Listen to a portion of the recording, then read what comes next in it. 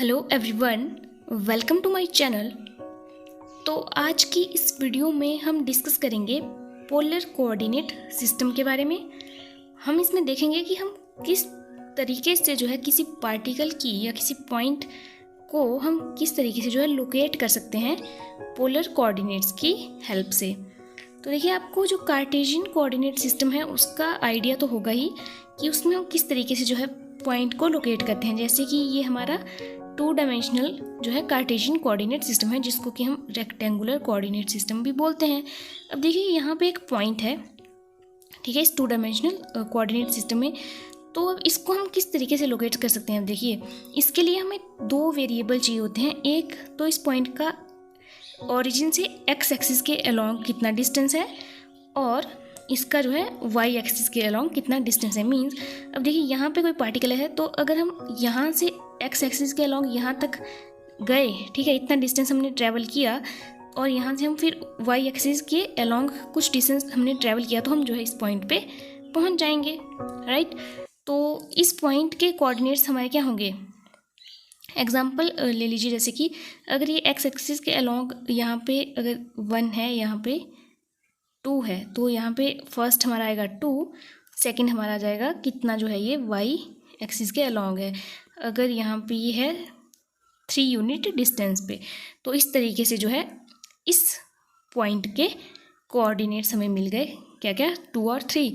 तो in general क्या हुआ कि जो ये पॉइंट है, अगर इसको मैं पॉइंट P मान लूँ, तो इसके कोऑर्डिनेट्स हुए एक्स और वाई, राइट, 2 डायमेंशनल में।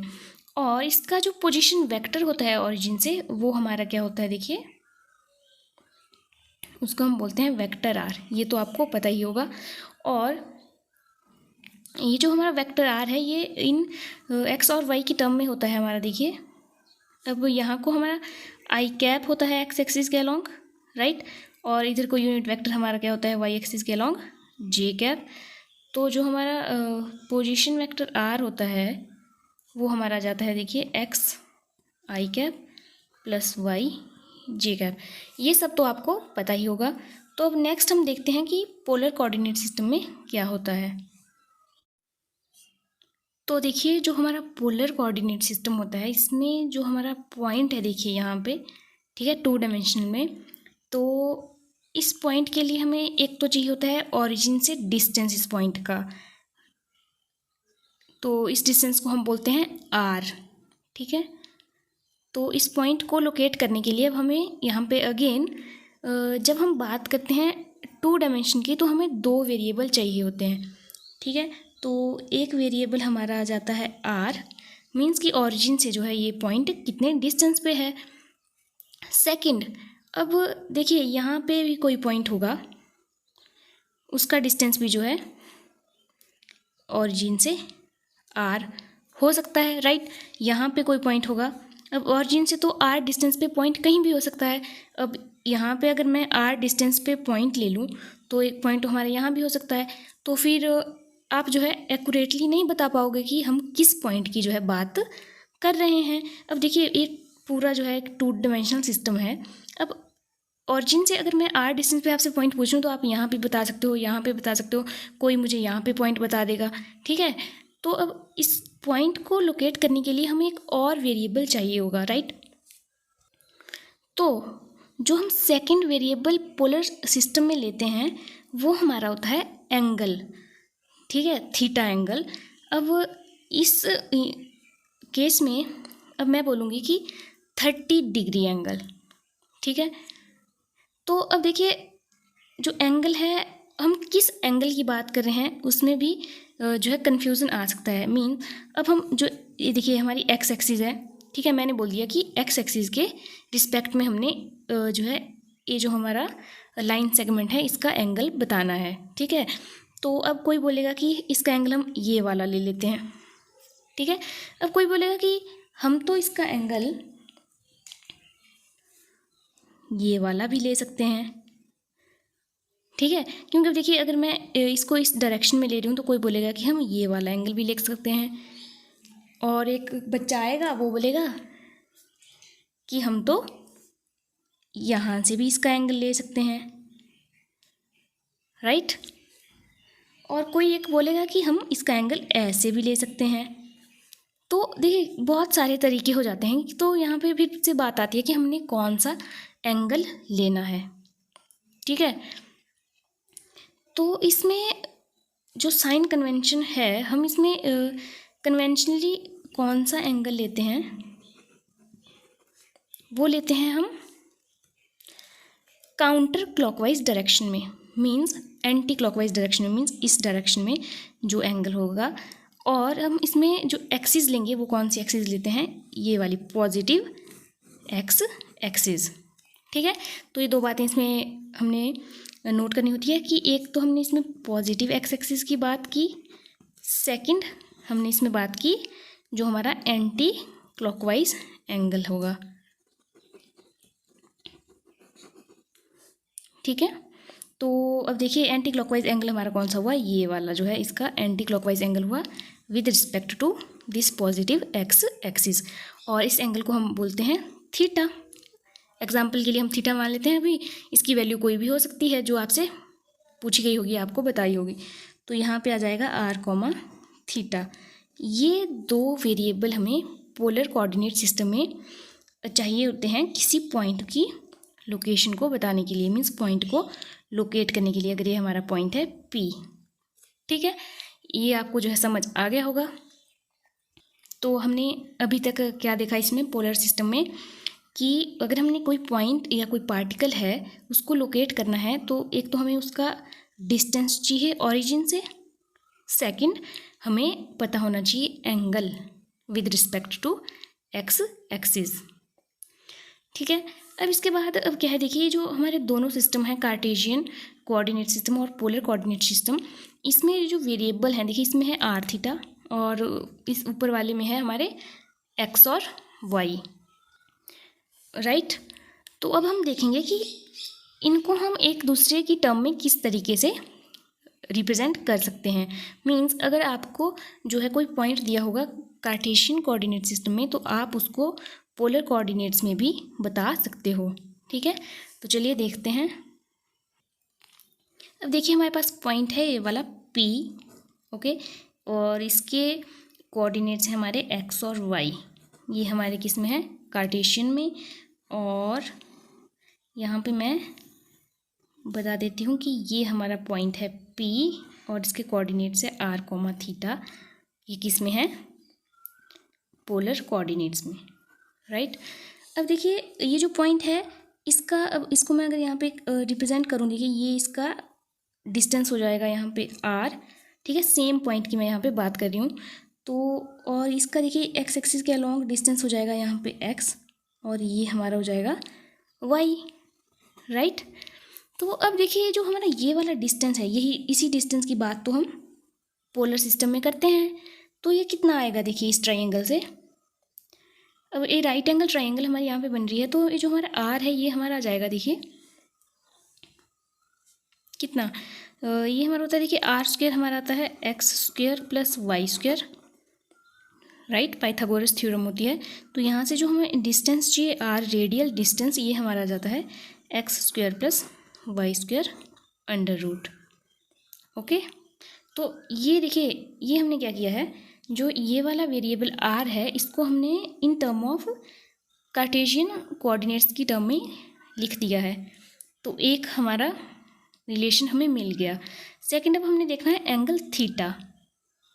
तो अब देखिए ये यहाँ पे एंगल हमारा होता है थीटा, तो यहाँ पे ये वाला एंगल भी हमारा कौन सा होगा, थीटा। अब जो हमारा tan थीटा होता है वो हमारा क्या होता है, परपेंडिकुलर अपॉन बेस। तो परपेंडिकुलर हमारे पास है y और बेस हमारे पास है x, तो हमारे पास tan थीटा आ गया y अपॉन x। और यहाँ से जो थीटा है वो हमें क्या मिलेगा, tangent inverse y upon x। तो यहाँ से देखिए हमें क्या मिल गया, पोलर कोऑर्डिनेट्स मिल गए from rectangular coordinate system, right. तो ये दो हमें रिलेशन मिल गए। अब सेकंड बात आती है कि आपके पास अगर पोलर कोऑर्डिनेट्स दिए गए हों और आपसे पूछ लिया जाए कि आप जो है कार्टेशियन कोऑर्डिनेट में इनको कन्वर्ट करो, ठीक है, तो फिर आप कैसे करोगे? मतलब इस बार आपके पास आर और थीटा की वैल्यू पता होगी और आपको एक्स और वाई की वैल्यू बतानी होगी, ठीक है। तो अब देखिए हम इसको देखते हैं। तो अब हम इसमें इसकी बात करेंगे। ये हमारी एक्स एक्सिस है, ये माइनस एक्स हो गया, और ये हमारी वाई एक्सिस है, ये हमारी माइनस वाई एक्सिस है। ये तो आपको पता ही होगा। अब देखिए अगर ये सेम ही पॉइंट है, राइट, तो इसका यहाँ पे यहाँ से यहाँ का डिस्टेंस कितना होगा? एक्स होगा, और यहाँ से यहाँ का डिस्टेंस होगा हमारा वाई, और ये वाला डिस्टेंस होगा हमारा आर। यहाँ तक तो आपको बात समझ आ गई होगी। अब जो हमारा एक्स है इसका हम पहले बात करते हैं। अब देखिए जो हमारा कॉस थीटा होता है, इस ट्रायंगल से आप मुझे बताओगे कॉस थीटा कितना आएगा? कॉस थीटा हमारा आ जाता है बेस अपॉन हाइपोटेन्यूज। ऐसा ही होता है ना? तो बेस हमारा है एक्स और हाइपोटेन्यूज हमारा है आर। तो हमारे पास जो कॉस थीटा आएगा वो हमारा आएगा एक्स अपॉन आर, और एक्स हमारा क्या आ जाएगा यहाँ से? X equals to r cos theta. एक हमें वेरिएबल मिल गया, कौन सा? कार्टेशियन कोऑर्डिनेट हमें एक मिल गया एक्स। अब हमने पता करना है सेकंड जो हमारा होता है वाई। अब हम अगेन इसमें अब देखिए इसी ट्रायंगल में जो हमारा साइन थीटा होता है वो हमारा कितना होता है? साइन थीटा हमारा होता है परपेंडिकुलर, जो कि हमारा है वाई, और परपेंडिकुलर अपॉन हाइपोटेन्यूज, और हाइपोटेन्यूज हमारा यहाँ पे है आर। और यहाँ से हमारे पास जो वाई आता है वो आ रहा है हमारा आर साइन थीटा। आ रहा है या नहीं आ रहा है? आ रहा है, राइट। तो देखिए अब दोनों हमने अब क्या कर दिया, हमने जो एक्स और वाई थे कोऑर्डिनेट्स वो हमने अब इन दोनों की फॉर्म में लिख दिए। तो अब देखिए यहीं से आपके अब एग्ज़ाम में अगर कोई क्वेश्चन आता है तो आप आसानी से कर सकते हो। अब देखिए कैसे, अगर आपके पास एक्स और वाई दिया होगा, मीन्स आपके पास कार्टेशियन कोऑर्डिनेट्स दिए होंगे, तो आप देखिए आर और थीटा निकाल सकते हो इन दो फॉर्मूलाज की हेल्प से। और अगर आपके पास आर और थीटा दिया होगा, पोलर कोऑर्डिनेट्स दिए होंगे, तो आप जो है इजीली एक्स और वाई निकाल सकते हो। नेक्स्ट इसमें मैं आपको बताती हूँ कि रेंज क्या होती है इनकी, ये जो वेरिएबल्स हैं।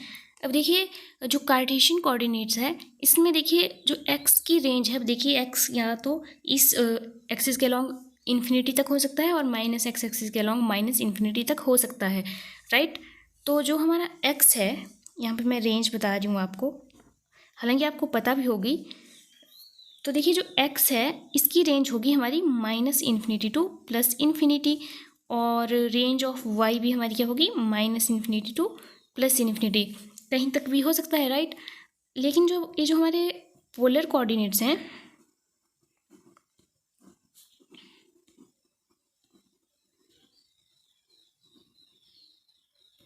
ठीक है, अब इसमें देखिए जो हमारा रेडियल डिस्टेंस है r, इसकी रेंज कितनी हो सकती है आप मुझे बताइए। देखिए यहाँ पे अब देखिए इसकी या तो देखिए ओरिजिन से स्टार्ट है, तो या तो इसकी ज़ीरो से ये इन्फिनिटी तक जा सकता है, राइट।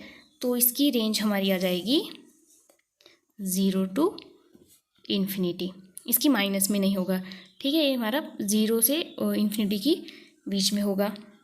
और जो हमारा एंगल थीटा है, अब देखिए थीटा जो है कुछ भी हो सकता है, यहाँ से 0 से लेके देखिए यहाँ इसमें यहाँ तक होता है π/2, यहाँ पे पाई आ जाता है, और यहाँ पे आ जाता है हमारा 3π/2, और यहाँ पे आ जाता है हमारा 2π।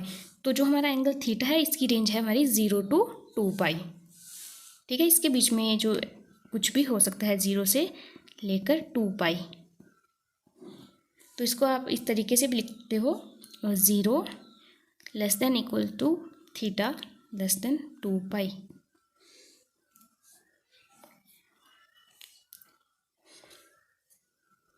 और जो r है इसका हम लिख सकते हैं 0 less then r less than infinity. अब इसका एक क्वेश्चन कर लेते हैं जिससे आपको जो है क्लियरिटी हो जाएगी। तो यहाँ पे देखिए, एक हमारा कार्टेशियन कोऑर्डिनेट है जिसके एक पॉइंट है जिसके कोऑर्डिनेट्स हैं 1 1, तो इनको हमने पोलर कोऑर्डिनेट्स में कन्वर्ट करना है, मीन्स इनको हमने आर और थीटा में कन्वर्ट करना है। हमारे पास जो एक्स है वो हमारे पास 1 है, वाई भी हमारे पास 1 है। तो अब देखिए जो हमारा आर आता है वो हमारा क्या होता है, x square plus y square का अंडर रूट। तो एक्स हमारा 1 है, वाई भी हमारा 1 है, तो जो आर है वो हमारा आ गया √2। एक कोऑर्डिनेट हमें मिल गया। सेकंड बात करेंगे थीटा की। तो अब देखिए जो tan थीटा होता है वो हमारा क्या होता है, y/x। अब दोनों हमारे पास कितने हैं, 1 1 है, तो 1/1 हमारा कितना आ गया, 1। तो देखिए tan थीटा हमारा आ गया 1, तो जो थीटा आएगा हमारा वो कितना आएगा, टेंजेंट इनवर्स 1। तो देखिए tan की किस एंगल पे वैल्यू 1 होती है, 45 डिग्री पे, तो ये हमारा आ जाएगा टेंजेंट इनवर्स tan 45 डिग्री। ठीक है, ये मैंने एक एग्जांपल लिया है आपको। तो अब देखिए टेंजेंट इनवर्स से tan कैंसिल हो जाएगा, तो हमारे पास आ जाएगा 45 डिग्री। और इसको अगर आप रेडियन में लिखना चाहो तो ये हमारा आ जाएगा π/4, क्योंकि अब देखिए मैंने आपको यहाँ पे रेंज ही रेडियन में बताई है, राइट। तो इसको हमने रेडियन में कन्वर्ट कर दिया, तो ये हमारा आ गया π/4। ओके, तो इस तरीके से जो है इन क्वेश्चन को किया जाता है। और ये मैंने आपको बता दिया कि पोलर कोऑर्डिनेट्स किस तरीके से हम फाइंड आउट करते हैं। तो अगर आपको मेरी ये वीडियो हेल्पफुल लगी होगी तो please do comment and subscribe to my channel. Thank you.